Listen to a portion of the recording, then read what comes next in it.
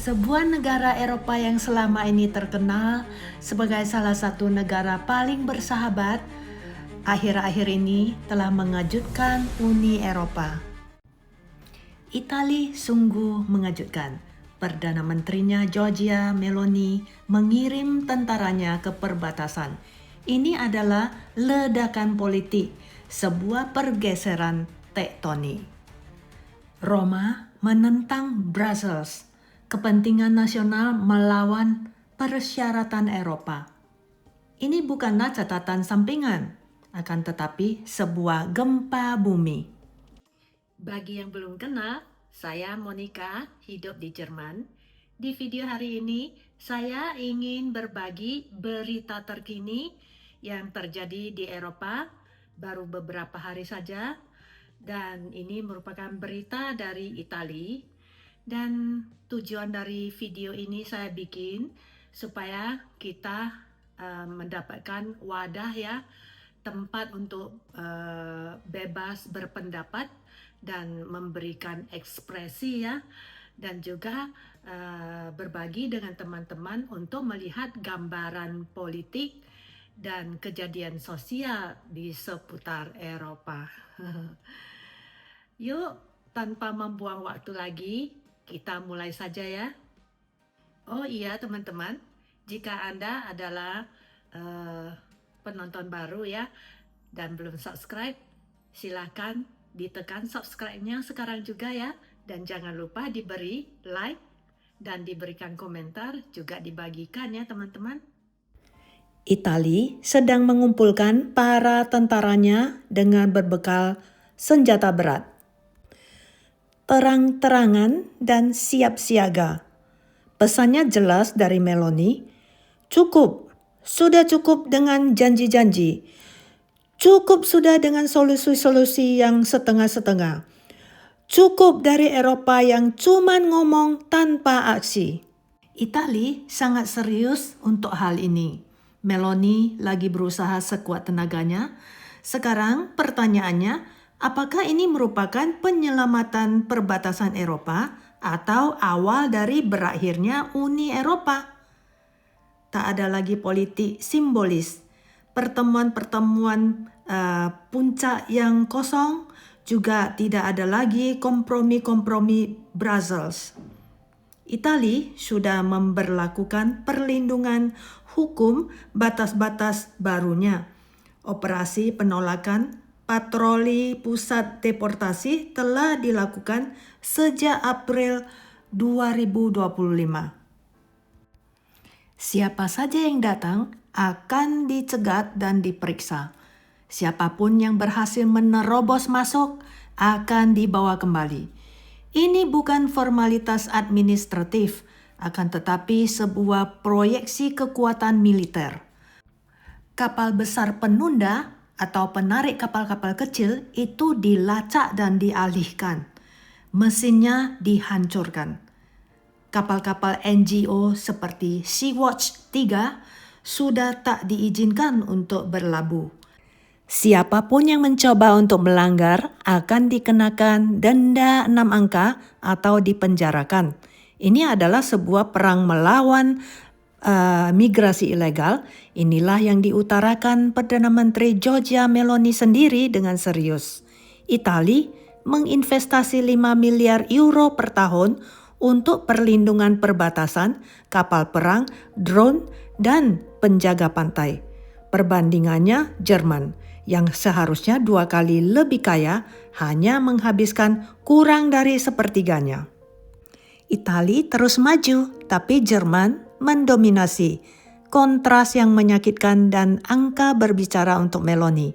Sejak awal tahun, masuk secara ilegal minus 60% dari 157.000 menjadi 66.000. Sebuah pencapaian yang mengejutkan para kritikus. Italia secara tidak langsung telah meringankan beban untuk Jerman, Austria, dan Prancis. Tapi Brussels tidak merespon dengan terima kasih, sebaliknya dengan kecaman. Karena pada saat yang sama, Komisi Uni Eropa di bawah pimpinan Ursula von der Leyen mempresentasikan LEN Ration Pack, Kamar Suaka Pusat Solidaritas Wajib, kuota tanpa negosiasi. Mereka yang tidak mematuhi akan dibekukan dananya. Brussels bertekad untuk tetap bertahan.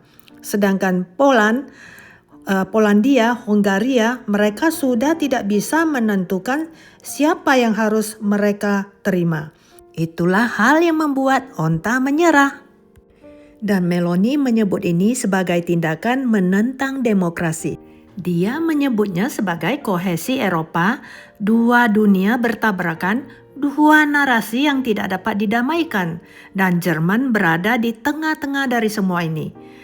Chancellor Jerman Friedrich Merz sudah jelas berpihak ke Brussels. Italia seharusnya menyadari posisinya. Dia berkata pada saat di Dewan Uni Eropa, sebuah tamparan tepat di wajahnya di Roma. Namun Meloni membalasnya dengan tajam. Italia bukan taman bermainnya Jerman. Ini adalah kata-kata yang menentukan. Para insiders melaporkan bahwa Chancellor Merz sempat terdiam dan beberapa delegasi menyeringai juga. Poros kekuatan Eropa sedang bergeser. Berlin kalah, Roma menang. Ini adalah perebutan kekuasaan yang bersejarah karena Meloni mendapatkan dukungan dan opini publik 77% warga Italia mendukungnya. Serikat pekerjaan, pengusaha, dan bahkan sebagian oposisi dan solidaritas nasional. Polandia, Hungaria, Czech Republic menunjukkan dukungan mereka. Perdana Menteri Hungaria Viktor Orban menyebutnya sebagai pembela Eropa. Di sisi lain, Macron menjauhkan diri di bawah tekanan Jerman. Marine Le Pen, a French lawyer dan politician, memanfaatkan kesempatan itu untuk mencap Macron sebagai boneka Brussels. Prancis terus terpecah belah. Italia di sisi lain mulai bersatu. Dan Komisi Uni Eropa Ursula mengancam dengan tuntutan pelanggaran, pembekuan dana, bahkan pasal 7 yaitu pencabutan hak suara. Tapi justru itulah membuat Meloni kuat. Ia menghadirkan dirinya sebagai korban arogansi Brussels, sebagai pembela bangsa melawan birokrasi yang berjarak jauh. Narasinya pun terus berlanjut. Semakin besar tekanan dari luar, semakin tertutup pula barisan di dalam. Dan itu membuat situasi menjadi sangat berbahaya karena tiba-tiba 42% orang Italia berbicara terbuka tentang Italian exit atau keluarnya Italia.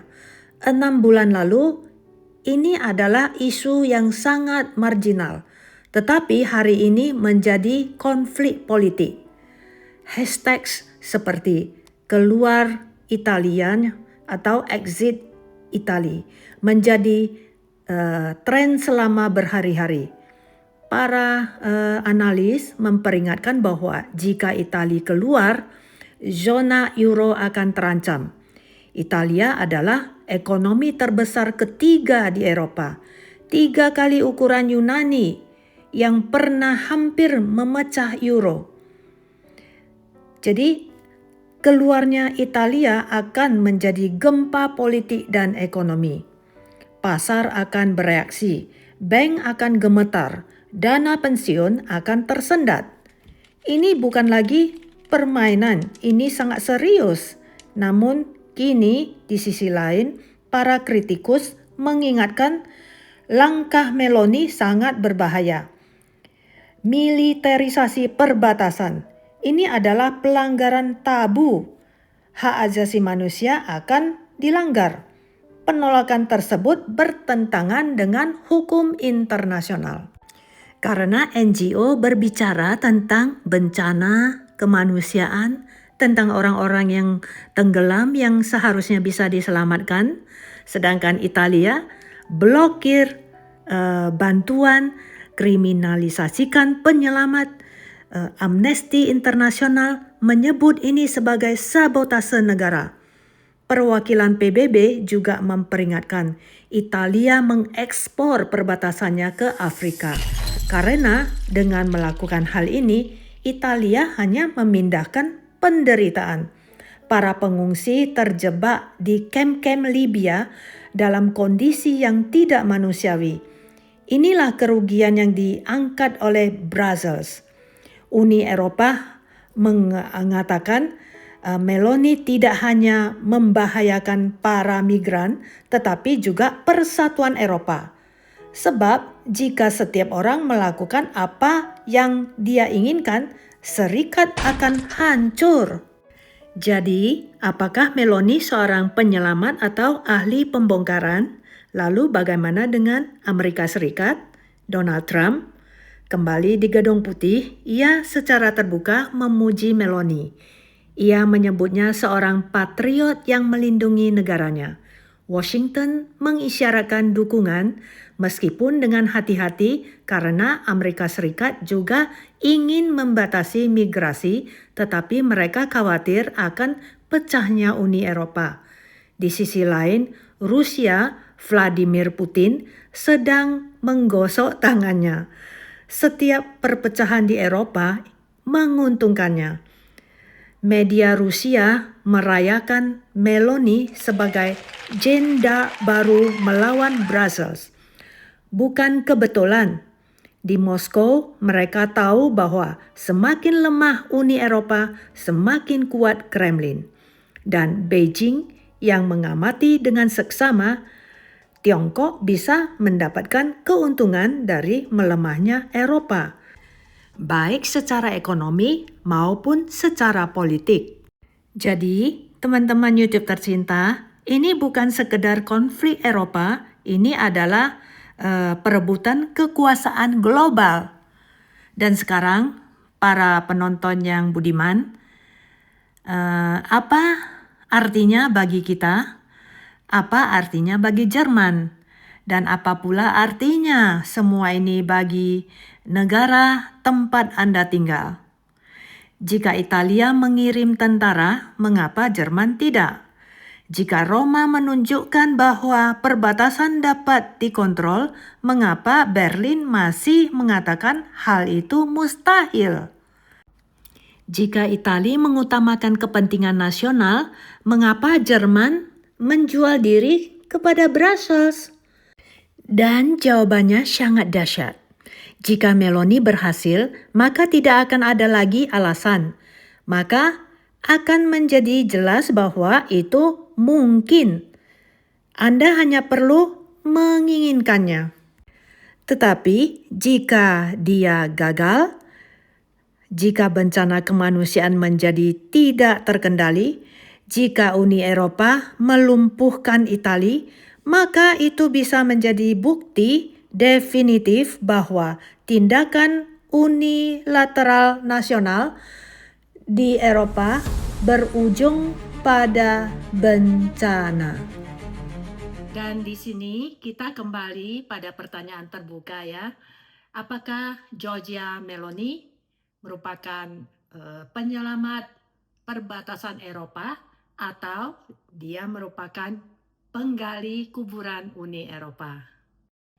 Apakah langkahnya merupakan awal dari realitas baru di Eropa atau awal dari akhirnya proyek Uni Eropa? Siapa yang akan menyerah dulu, Brussels atau Roma? Dan apa artinya itu bagi masa depan kita semua? Tuliskan pendapatmu di kolom komentar dan silakan mengeluarkan pendapat, berdiskusi dengan jujur secara terbuka tanpa sensor. Terima kasih Anda telah menyimak. Sampai jumpa lagi.